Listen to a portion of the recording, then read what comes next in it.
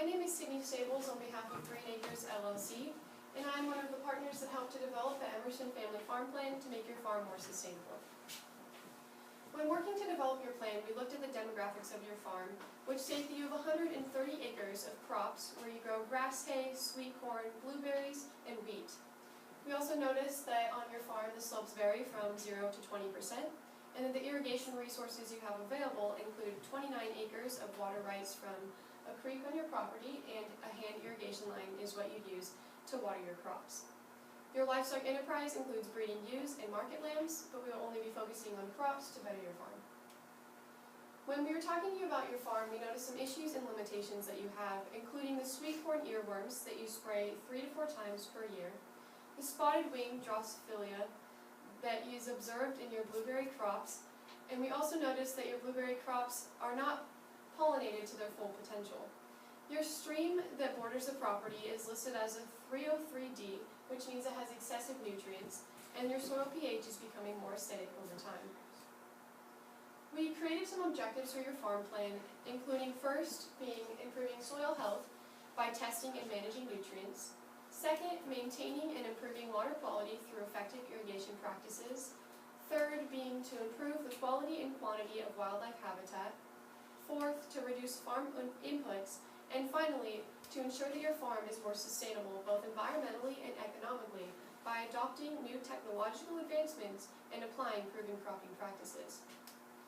When we were looking at your farm, we noticed an area of stream terraces that were not prone to flooding, and that's what we based our first part of our farm plan on. We recommend that you perform soil tests in this area on all stream terrace acreages, including blueberry acres. We recommend that you adjust the pH as needed from soil test results and apply nutrients according to the needs of the specific crops. The availability of plant nutrients is greatly affected by soil pH. If we can help you to stabilize your pH, your plant nutrients will be optimally available to plants within the 6.5 to 7.5 pH range. The areas on your farm that are prone to flooding are the areas outlined in blue. Some strategies we have for maintaining this floodplain include planting annual crops in this area, such as Sudan grass or spring oats for hay, leaving edges of the native hay production and pollinator habitat.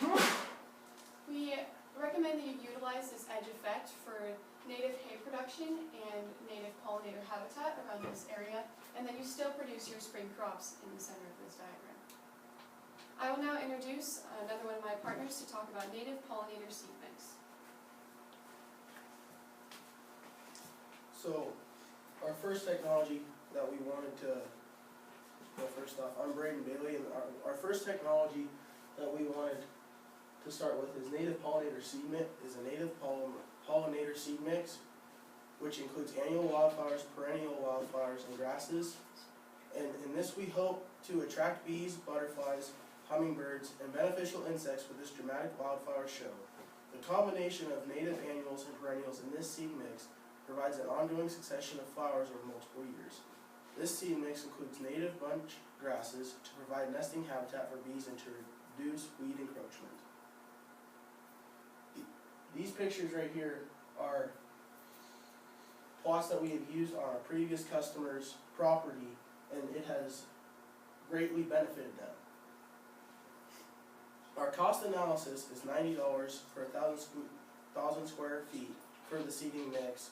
We recommend an eighth acre plot covering a total of 5,445 square feet. In total, that's 6 units for a grand total of $540. The combination of native and annuals and perennials in this seed mix provide an ongoing succession of flowers over multiple years. If one of our goals is to create nesting habitat for bees, mowing combined with no tillage. We help to maintain access to the soil surface, thus providing nesting habitat for ground nesting solitary bees. These pictures here is what the eggs look like in the nest and what the nests look like without mowing. Native bees such as bumblebees do pollinate blueberry plants, as you can see in this illustration. The cost saving can be very beneficial and great because you guys are paying on average $100 per hive, and you've been renting 6 hives per year, and and we hope to enhance the native bee population on your farm, and it has the potential to save you $600 per year. We recommend continuing to rent the hives in the first year of this establishment, as it will take time to build up the native bees in your set-aside plots. I would now like to introduce Max Lane, and he will be talking about our second technology, irrigation and water management goals. Using irrigation and water management by using ground fabric and shavings mulch on all blueberry plantings, addressing the spotted-winged drosophila, using aerial misters to cool the berries during extreme heat and convert all blueberry plantings to drip irrigation, and using moisture sensors to monitor irrigation. This is an example of fabric mulch and sawdust beds and blueberry field drip installed underneath the beds. We can use raised beds with fabric to help reduce the humidity and amount of drosophila in the blueberry plants.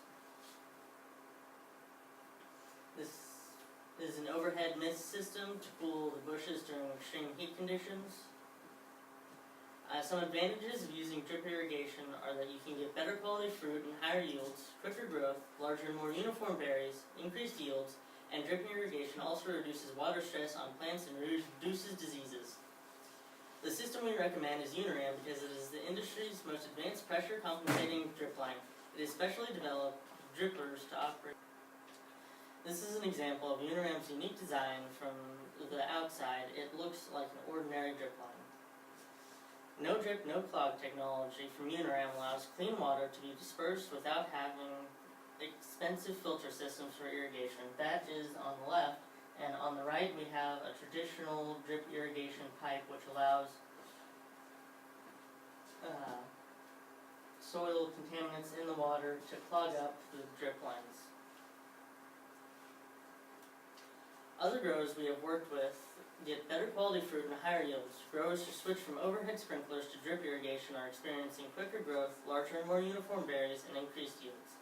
All of these factors equal higher quality fruit, which can get premium prices. The cost analysis of drip tubing is that each roll costs $195 as you have 10 rolls of blueberries. This will equal a total cost of $1,950. An additional $210 must be added for plumbing to the main line. The advantages of using a drip system are the cost savings of electricity, as well as a 15 horsepower pump that can be used to charge the system. As with any drip system, there is less evaporation of irrigation water. This is also eligible for cost share through NRCS. We also recommend using Sensitera moisture probes to monitor the moisture in your crops, such as your blueberry and sweet corn crops, as improper irrigation can lead to too much water in the soil and wash away nutrients, and too little water will harm crop growth.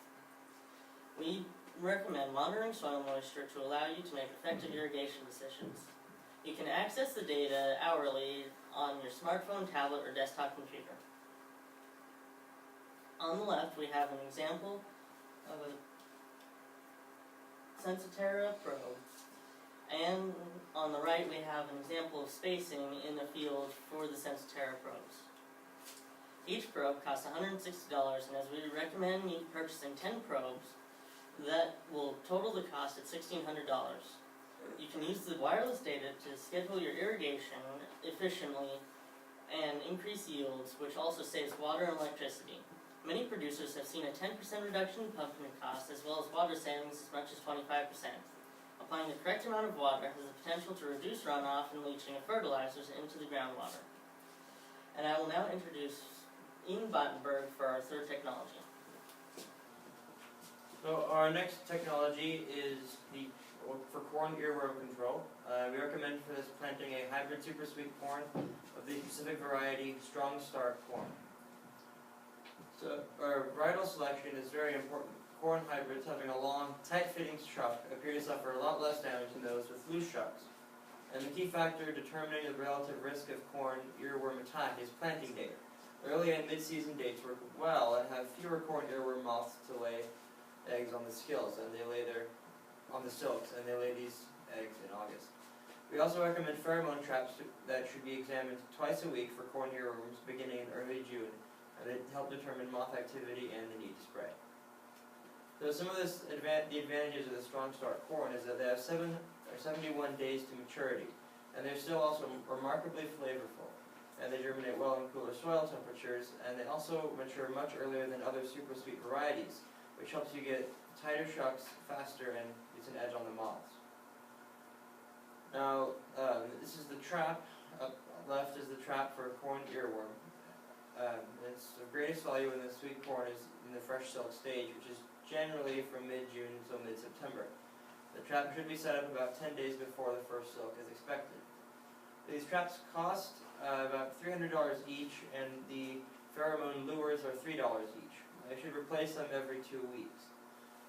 These are a lot better, they're a lot more effective in cost than your other spraying, because I mean you're spraying $20 an acre 3 to 4 times per year with chemical applications, and that's $60 to $80 per acre per season.